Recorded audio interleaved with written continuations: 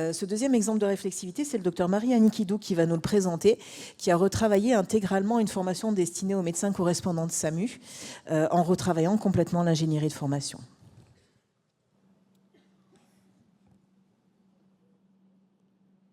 Bien, je vous propose donc effectivement de vous présenter ce travail qu'on a mené pendant pratiquement 3 années avant d'arriver à élaborer un référentiel. Donc on va s'y intéresser en réfléchissant à pourquoi justement nous poser cette question. Ensuite, quelle méthodologie nous avons utilisé pour écrire un référentiel de compétences intégrées des médecins correspondants de SAMU, avec sous-tendu la possibilité de favoriser donc les apprentissages et les transferts. Et puis, nous vous donnerons l'exemple de la formation des MCS dans la région PACA.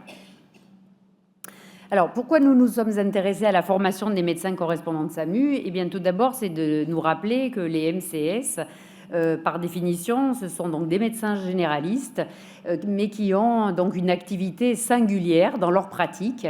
Ils sont à plus de 30 minutes des SMUR et ils sont insuffisamment formés à la prise en charge des urgences. Alors, attention, ce que je veux dire par là, c'est qu'ils ne sont pas formatés pour être projetés en avant-coureur des SMUR sur des urgences vitales ou potentiellement vitales, quand on sait que pendant pratiquement 30 minutes, ils vont devoir travailler sans les équipes spécialisées. D'autre part, le MCS n'est pas un médecin urgentiste, même si à la marge, ça peut être le cas.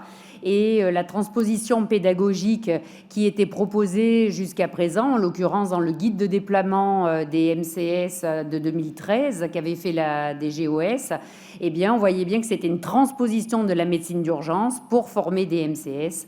Et puis, vous l'avez compris, hein, c'est le thème de ce travail, c'est qu'il n'y avait pas de référentiel de compétences intégrées. Alors, comment nous nous y sommes pris? Eh bien, on a commencé par s'intéresser à l'analyse du travail réel de ces médecins correspondants de SAMU. Ça a nécessité 3 thèses de médecine générale. Chaque thésard s'est partagé une partie de l'activité de leurs interventions. Ça s'est fait sous la forme d'entretien d'explicitation. Ensuite, nous avons aussi utilisé l'analyse des fiches d'intervention des MCS. Et puis, nous avons partagé des expériences entre MCS et médecins urgentistes.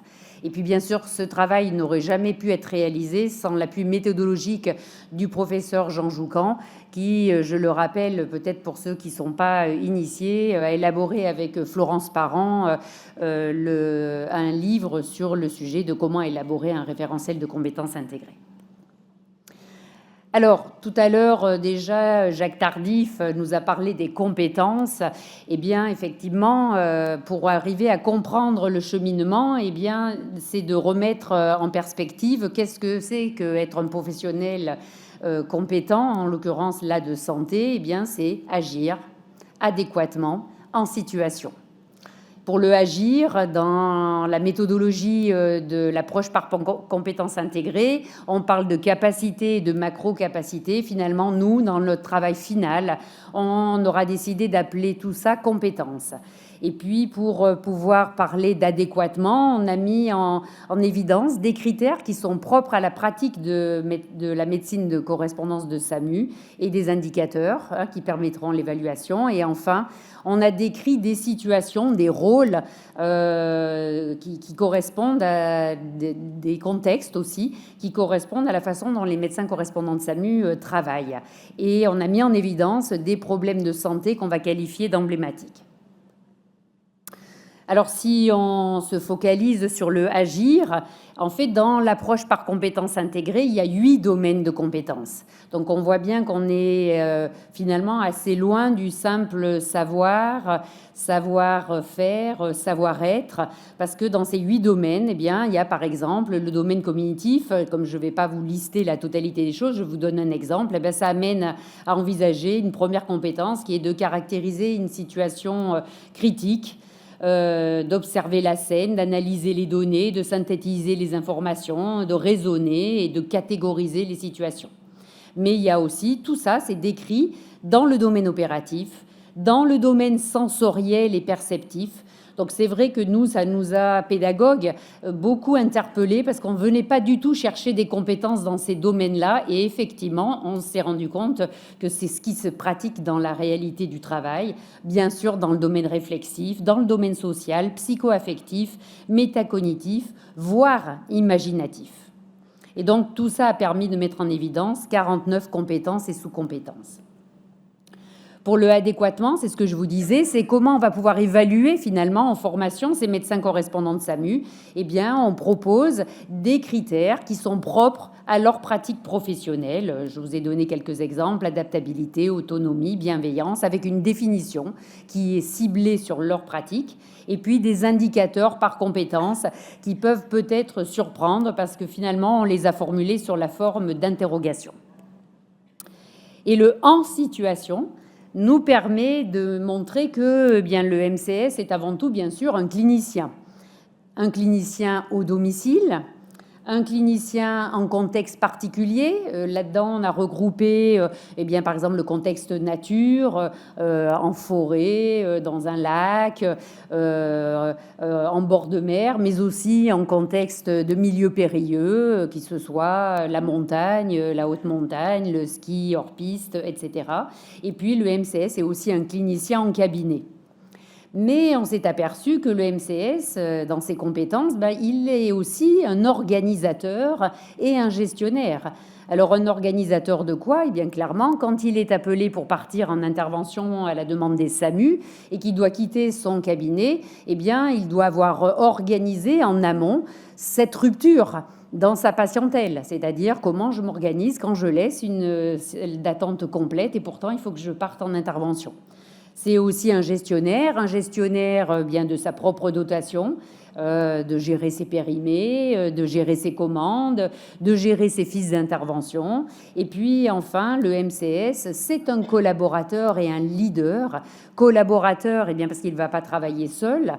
Il va travailler avec des équipes pompiers, des infirmières correspondantes de SAMU, des infirmiers sapeurs-pompiers, avec aussi les forces de l'ordre, etc., avec les équipes SMUR quand nous arrivons à leur contact, quand effectivement c'est le cas.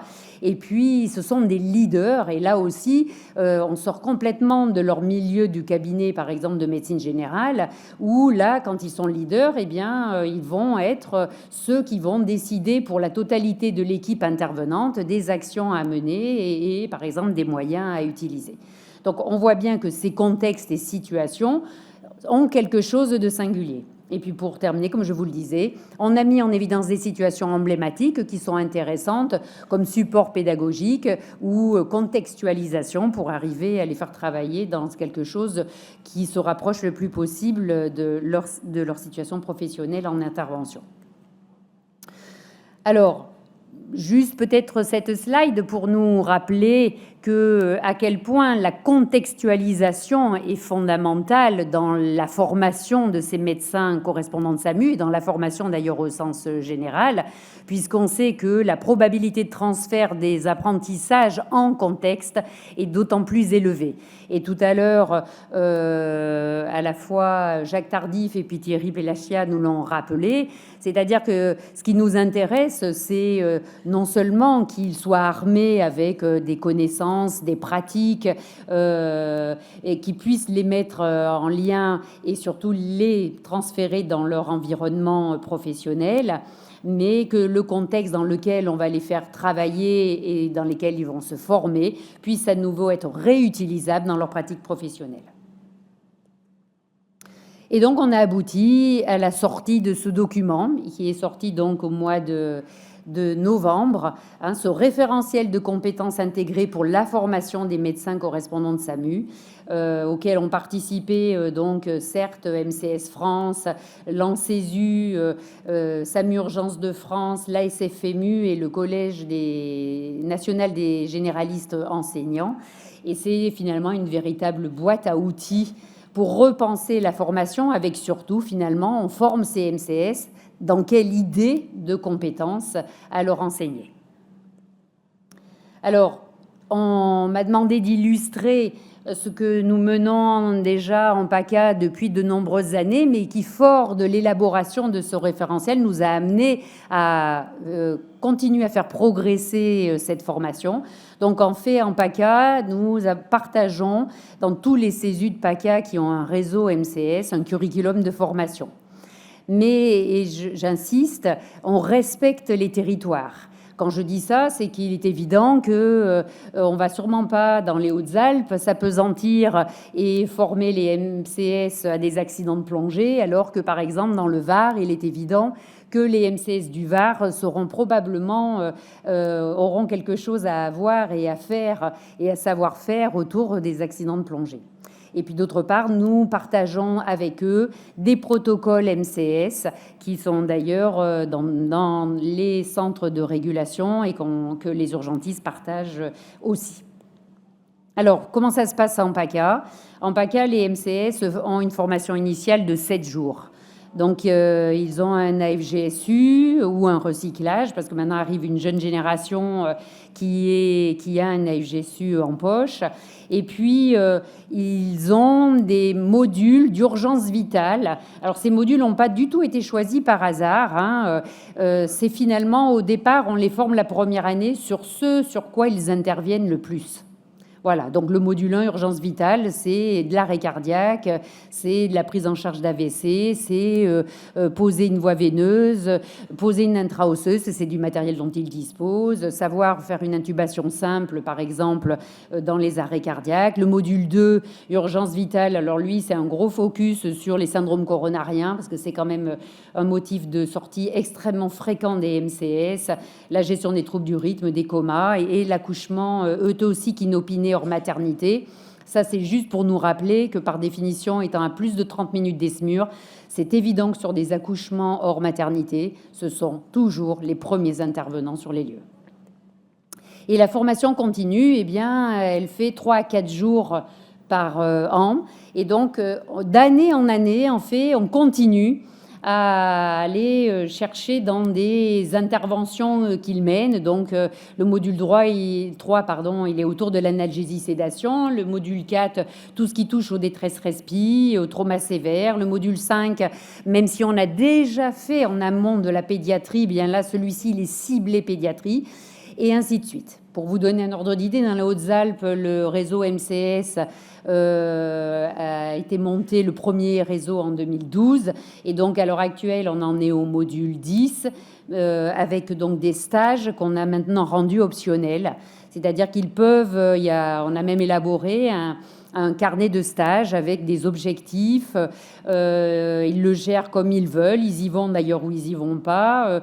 Ils ont des terrains de stage qu'on a travaillé en amont avec eux, leurs besoins et les personnes qui les reçoivent.